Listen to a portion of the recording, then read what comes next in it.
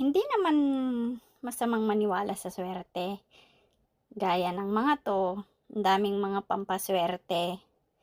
Pero tandaan mo, ikaw pa rin ang may hawak ng kapalaran mo at hindi kung sino at ano paman.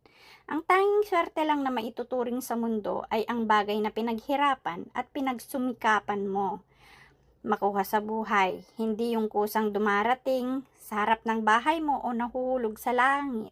'Di ba? Yung tumaya ka ng loto, sabi mo swerte ka, hindi ka naman tumataya.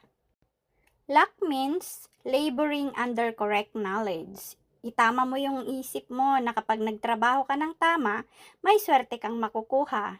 Dream big. Act big. Kumilos ka dahil ang katotohanan tayo mismo ang gumagawa ng ating kapalaran. Just do your part and trust Him.